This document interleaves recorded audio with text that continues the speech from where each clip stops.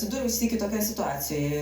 Vilniuje Nacionalinio teatro mažoje salėje buvo rodomas spektaklis Publikos išplūdimas. Žinai, pjesė senoka, jeigu ne Piterio Handkės, nepamenu tiksliai.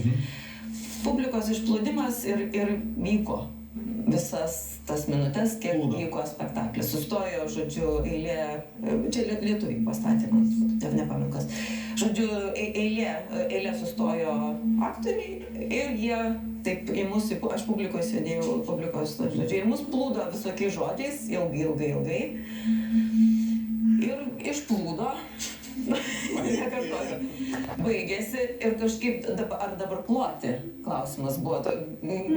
Aš buvau auditorijai, tai buvo toks bendras, kai aš esu auditorijai, nors aš esu iš teatro, bet aš tada būnu žiūrovė, tai aš tada su to visu taip irgi sėdėjau, aš tikrai neužvedu kažko daryti, nepradėjau tam daryti.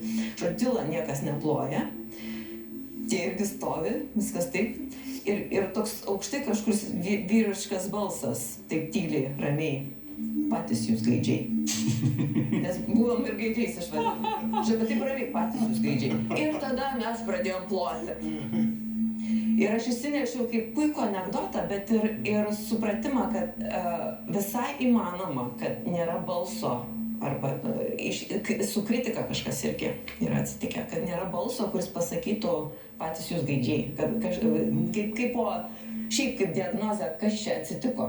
Kritikos nėra kažkaip, man atrodo. Su yra baisu. Ir šitas atsitiko, tas atėjo, išsivystė, dar mes buvom labai pikti ir kritiški prieš kokį 20 metų ir vis mes gydėmės ir norėjom būti vis labiau tolerantiški blogąja prasme ir viską imti ir prie to, kad dabar, o šiaip beje istorijas, tai esu girdėjus su tais senaisiais kritikais, kad ir Jakį yra gavęs teatrologas ir šiaip ten nebuvo meilės santykis ir buvo gerai, nes tu ateini ginti auditorijos, ar pasakyti, ką pamatei, kažkur atsistoti, pasakyti nuomonę.